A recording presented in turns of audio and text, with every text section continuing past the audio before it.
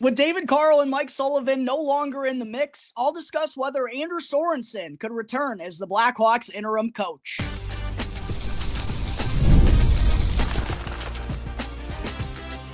You're Locked On Blackhawks, your daily podcast on the Chicago Blackhawks, part of the Locked On Podcast Network, your team every day. What's going on, Blackhawks fans? Welcome back to another episode of Locked On Blackhawks, part of the Locked On Podcast Network, your team every day. As always, I'm your host, Jack Bushman. Quick reminder to hit that like button, hop in the comment section below, and to subscribe to Locked On Blackhawks on YouTube. And I know, based on my analytics, that still well over 50% of my viewers aren't already subscribed to the channel. Please go and do me a quick favor. Hit that subscribe button for me. 100% free, will not cost you anything, and helps me out in a massive way in growing my platform. And one final shout out that I got to give goes out to today's sponsor, which is Monarch Money. Go and take control of your finances right now by using our promo code LOCKEDONNHL in all caps at monarchmoney.com, and you'll get 50% off on your first year. All right, happy Friday, everyone. Again, thank you all for joining me on another episode of Locked On Blackhawks, your one-stop shop for all things Chicago Blackhawks. To open things up on the show here today with David Carl, officially signing a multi-year extension to remain with Denver University, as well as Mike Sullivan being named the new bench boss for the New York Rangers. Jared Bednar seems like he's sticking with the Colorado Avalanche. John Cooper looks like he's remaining with the Tampa Bay Lightning. And as a result of this, Blackhawks fans, over the past week, there has been some discourse in the Blackhawks community about whether Anders Sorensen could actually remain the interim head coach for the 25-26 season. So I definitely wanted to give my thoughts on the matter, go through the pros and cons of Sorensen potentially returning as the interim and what it would mean for the Blackhawks organization. How I wanted to start this convo out, though, Blackhawks fans, is with a little bit of an overview of Sorensen's tenure so far with the franchise. He was obviously the head coach of the Rockford IceHogs for 4 years, going 117, 89, and 16. The team also qualified for the Calder Cup playoffs 3 times, and also, I think more importantly than that, Rockford just became a tool for this organization once again after really being brushed to the side and ignored for quite a while during the dynasty era there. Rockford has become an integral part of this organization once again, and it really needed to be considering the Blackhawks went in a full-scale rebuild. And during Sorensen's tenure with the IceHogs, we obviously saw a lot of good things on the development front, and while when he was called up to the big leagues replacing Luke Richardson, the Blackhawks didn't really fare all that much better in terms of the wins and losses. They went 17, 30, and 9 under Sorensen's helm. Regardless of how you feel about Sorensen, one of the biggest pros about him as the Blackhawks interim is he definitely did do a good job on the development front. We obviously saw that in his time with the IceHogs, and we saw that up at the NHL level with the Blackhawks as well. Because going back to the start of the year under Richardson, the Blackhawks literally had 0 offensive upside. I mean, it was a struggle for them to even score 2 goals in the same game, right? And our prize jewel, Connor Bedard, was in his worst dry spell in the NHL, and it didn't really look like there was much promise, much hope of getting out of that as a team under Richardson. So ultimately, the organization had to make a change. Sorensen took over. And again, while the wins didn't exactly pile up under his leadership, the young players definitely fared much better under him. Connor Bedard ended the year on a much better note than he started. Frank Nazar was a huge impact player in those last couple of months.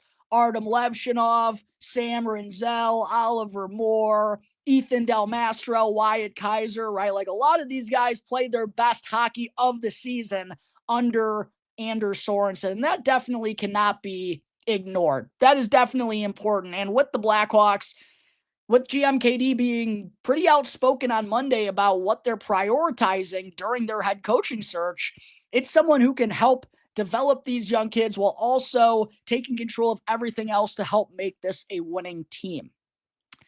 Anders Sorensen can certainly check off the first one of those 2 boxes, right? We know on the development front, he'll be good for the Blackhawks if he returns to the interim spot next year.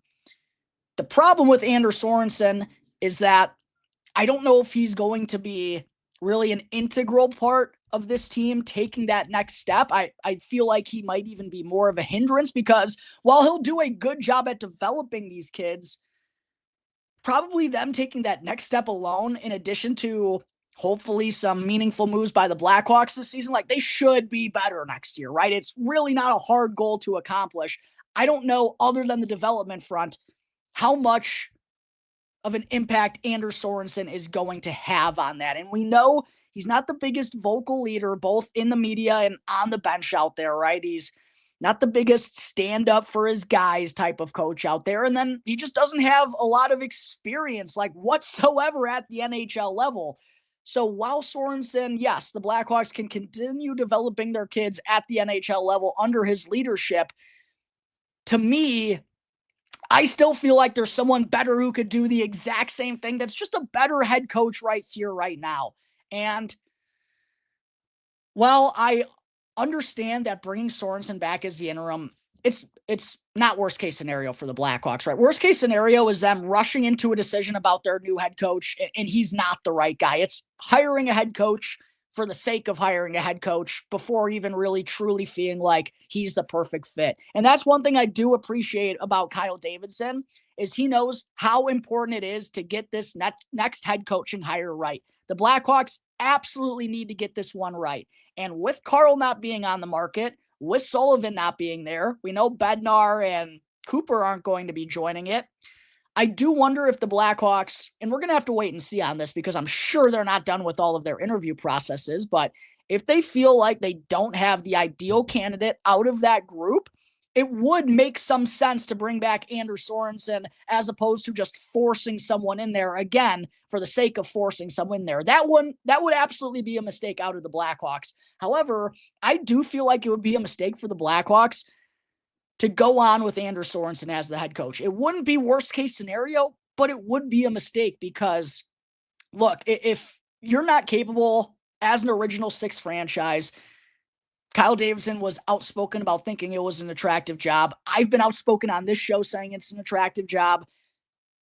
If the Blackhawks, with what they believe is a promising young core, all the money in the world to both give a head coach and in the free agent market, if they're not able to find their guy here this summer, it's a little bit sad, is it not, Blackhawks fans? And I think it's a little bit of a tough look for this organization. While it might not be worst case scenario, like I said, bringing Sorensen back, it's just a tough look for this organization that they can't go out there and get a guy that they'd feel more confident in than Sorensen. Like, as someone who's been high on Todd Nelson through this entire process, if you're not able to get Todd Nelson in this job, and I assuredly feel like Todd Nelson could help on the development front, as we've seen from him with the Hershey Bears these last few years in the AHL, in addition to being a better head coach and actually doing some things that'll help this team win, if you're not able to even get Todd Nelson to come and take this job, I just think that would be a real tough look for the Blackhawks. So there are my thoughts on some of the discourse going around the Blackhawks community on Anders Sorensen potentially returning as the interim,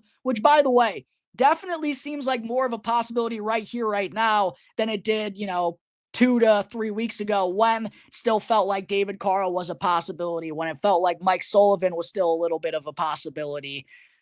Definitely a more likely outcome right here, right now than it was a couple of weeks ago. But as I said, I still think this would be a mistake for the Blackhawks, not only because I do think there is another candidate out there that would help on the development front and help this team get better, more so than Sorensen, but I also feel like it's another year that would go by where the Blackhawks would miss out on their future head coach really meshing with this young core and establishing something special here. For another year to go by, missing out on that, again, it would just be a real tough look, I think, for the Blackhawks. Let me know in the comment section below if you feel the same way or if you like the idea of Anders Sorensen coming back next year as the Blackhawks interim. But coming up in just a moment, Blackhawks fans, coming up in segment 2, I'll touch on the Rockford IceHogs failing to close out their first round series in Game 3 against the Milwaukee Admirals. But first, I need to talk to you all about the fine folks over at Indeed. You just realized your business needed to hire someone like yesterday. How can you find an amazing candidate in an instant? Well, it's easy. Just use Indeed. Because when it comes to hiring, Indeed is all you need. Stop struggling to get your job post seen on other sites, because Indeed's sponsored jobs puts your post at the top of the page and helps you reach the right candidates faster. They make sure your post is seen by the right candidates right now. And skip all of those unnecessary questions and steps, because now you can speed up your hiring process as well as get a $75 sponsored job credit. All you got to do is go to Indeed.com/lockedon right now and support our show by saying you heard about Indeed on this very podcast. Terms and conditions apply. Hiring, Indeed is all you need. Segment 2, the Rockford IceHogs had an opportunity on Wednesday night in Game 3 of their first-round series with the Milwaukee Admirals to sweep them and move on to the second round, but unfortunately, not only did that not happen, but they actually suffered their first loss of the Calder Cup playoffs as Milwaukee took them down 6-2, moving the series to 2-1. However, the IceHogs do still have an opportunity to close things out here this evening in Game 4 back at the BMO, but it was definitely their worst game of the Calder Cup playoffs up to this point, as fell behind 3-0 early, and it felt like they were just kind of thrown off their game by the physicality and the goonage of the Milwaukee Admirals. And if you're someone who's familiar with the AHL and the Calder Cup playoffs, with the Hogs and the Admirals being two Central Division foes, we obviously get a good look at them every single season. This is their usual forte, man. They love to get under your skin. And I honestly feel like that's a player type they love drafting as an organization. Like Zachary LaRue, absolute scumbag of a dude. Probably is like their favorite guy in the organization, right? And he's been causing havoc for the Admirals the last few years. Was actually the one who had a bad hit on Colton Dock that got him injured. But we saw the usual goonage out of the Admirals on Wednesday in Game 3. And I don't think it did the IceHogs any favors. Neither did the officials, by the way. Truly, I mean, it was a circus out there in the AHL. I know they call this league the jungle for a reason, but it felt like the jungle out there at the BMO in Game 3. Kevin Korchinski with one of the worst roughing penalties that I've ever seen after he literally got jumped. I mean, full on like punch, uppercutted in the face while he's got his gloves on, didn't get involved in the fight whatsoever. And somehow he gets called for the same penalty that the other guy did. Yeah, it was just a wonky game in its own right. I hope, though, in Game 4, well, listen, the emotions, the physicality, the intensity, it's always going to be ramped up come playoff time. And I expect the IceHogs, they better be standing up for their guys out there. I do think they need to react to the tempers flaring up a little bit better and the way that Milwaukee tries to instigate things. They got to be a little bit more careful with that in Game 4 and keep their manners mild, if you will. And I think they did a good job of that in the first couple games of the series. This is just the way that Milwaukee likes to go about things. But Milwaukee has been very good with their backs against the wall in the Calder Cup playoffs the last few years. Last year, they were down 2-0 in the first round to the Texas Stars, and they came back and won 3 consecutive games to steal the series. So the IceHogs need to be aware of that. They need to give a much better effort here tonight in Game 4. Hopefully, Drew Commesso will have a little bit of a bounce back. He was absolutely lights out through those first 4 Calder Cup playoff games. Ended up, I think he gave up 5 and actually was pulled there in Game 3. Hopefully, he responds in a big way here tonight at the BMO. Still an opportunity on home ice for the IceHogs to clinch and move on into the second round. Let's take it to the Milwaukee Admirals, man. I really don't know if there's another AHL team out there that I hate more than those guys. But there is everything to note before the IceHogs return to action tonight in Game 4, back at the BMO. Coming up in just a moment before I wrap things up, Blackhawks fans, still got to get into Wyatt Kaiser's 24-25 season recap.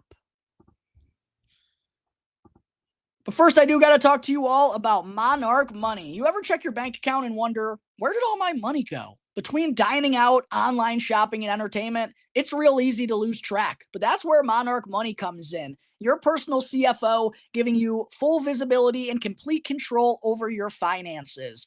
And Monarch Money isn't just a budgeting app. It's a complete financial command center so that you can track all your accounts, investments, and spending all in one place. So stop just managing your money and start building wealth. And what I personally love about Monarch is that instead of juggling multiple financial apps at the same time, you can just use Monarch to check your finances, track your spending, and even plan your long-term goals. So go and take control of your finances right now with Monarch Money by using our promo code LOCKEDONNHL in all caps at monarchmoney.com, and you'll get 50% off on your first year. Again, that's monarchmoney.com with the code LOCKEDONNHL in all caps for 50% off on your first year.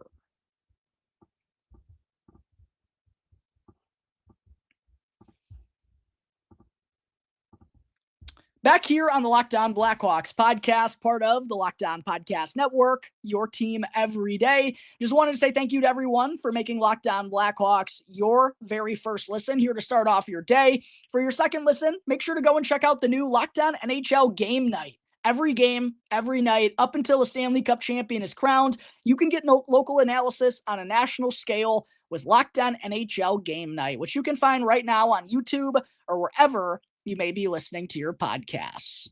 Segment 3, it's time to get into another one of my Blackhawks 24-25 season recaps.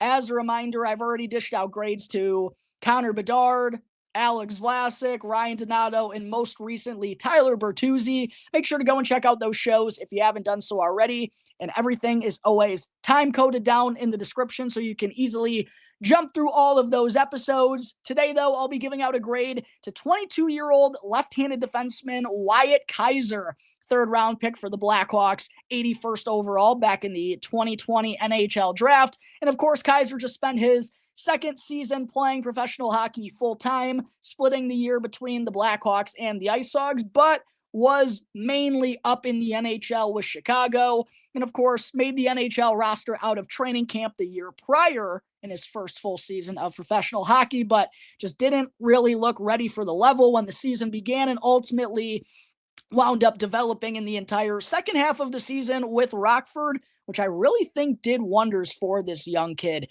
This year, though, as I mentioned, most of the time was up in the NHL with the Blackhawks, wound up playing in 57 of their 82 games. And in those 57 contests, Kaiser tallied 4 goals, 4 assists for 8 points. Those 4 goals were tied for third among Blackhawks defensemen.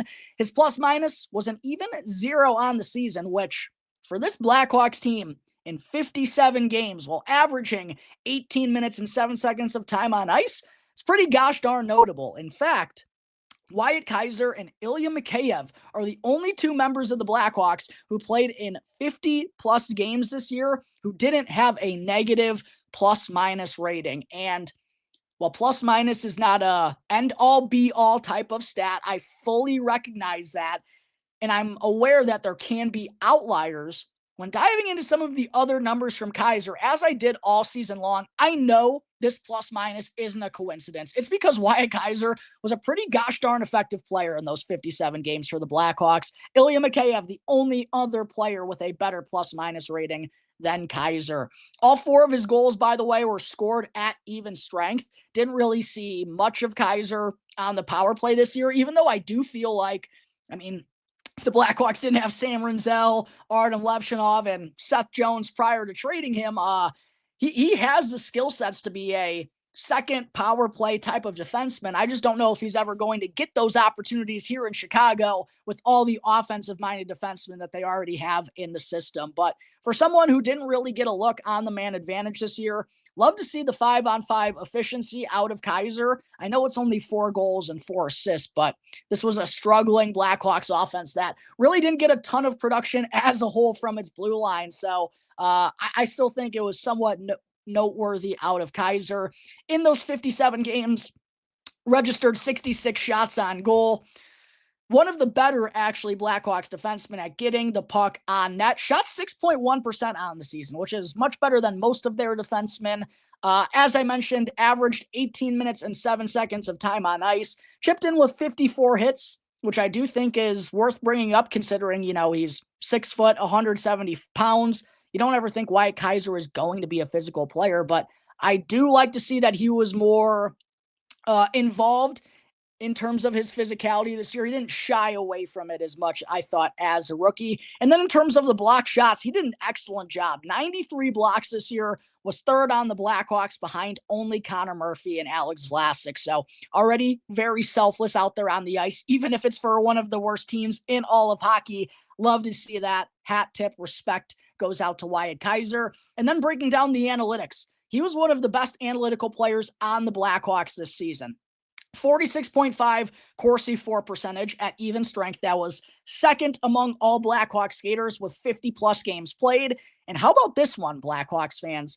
Wyatt Kaiser in 57 games this year at even strength was on the ice for 35 goals for to 36 against. Some pretty gosh darn good stuff out of Kaiser, as well as Blackhawks goaltenders had a 91.8 save percentage when Kaiser was out there. That was the best on the team.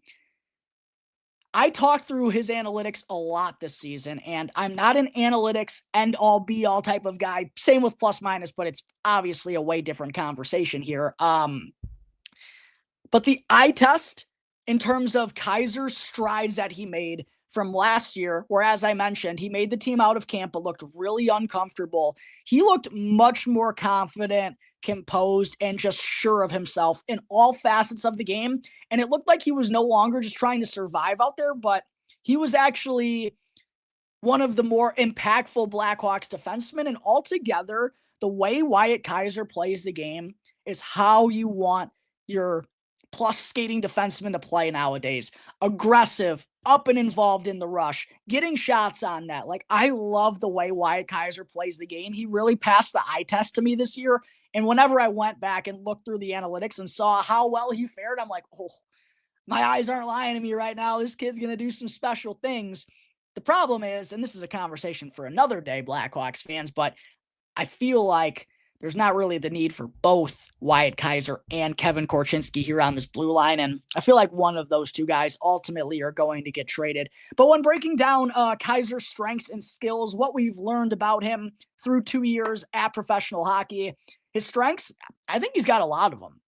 Skating ability, while it's not, elite, he's not a Kevin Korchinski skater. KK is the better skater between the two, but Kaiser is a plus skater. He's very mobile out there himself. He's got really good edge work as well. He can turn in a hurry, and I think he does that really well in the defensive zone to be elusive and dodge forecheckers and get the puck out of harm's way. I was really impressed with what I saw from him in that category this year. I also just think he has a really high hockey IQ. Like, he knows how to move around in the offensive zone. I mentioned he plays how you want your plus skating defenseman to play. They get involved in the rush. They get involved in the cycle. And what I love about Kaiser in particular is not only how he recognizes the open ice out there and he goes and takes it.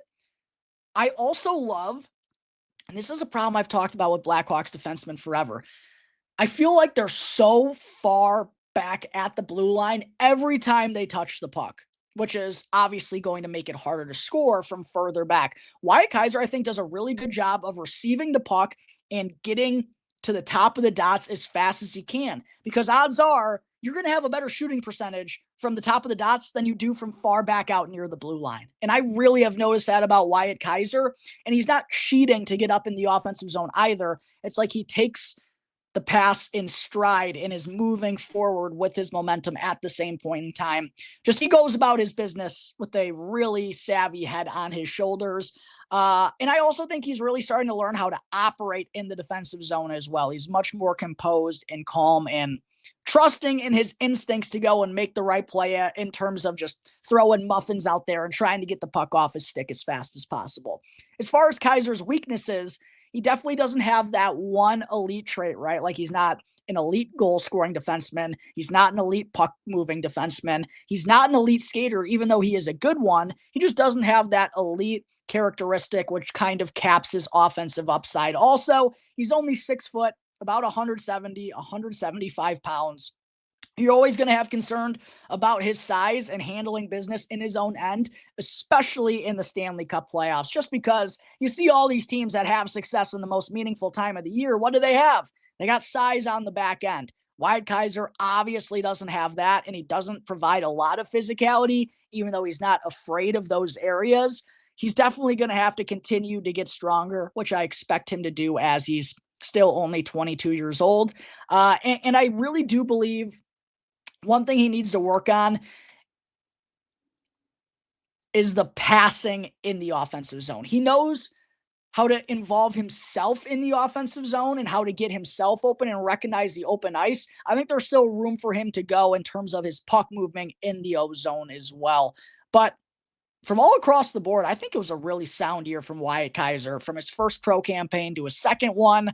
Like I said, he looked much more capable of thriving out there instead of just surviving. And I really think he pieced what he's been doing these last couple of years all together and just plays how you want a defender with speed to play in the modern NHL. I'm super excited about Wyatt Kaiser. I think he's going to be a gosh darn good player in this league. The grade I'm going to give him for his campaign this season, 8 points in 57 games. Decent stuff. I do think there was room for more, though, out of him.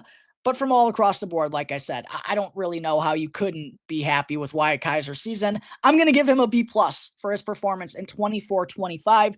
Let me know in the comment section if you think that's too high, too low, or spot on for Mr. Wyatt Kaiser. And let me know as well who you want to see me cover in my next Chicago Blackhawks season recap. But that's going to take care of today's episode of Locked On Blackhawks, everyone.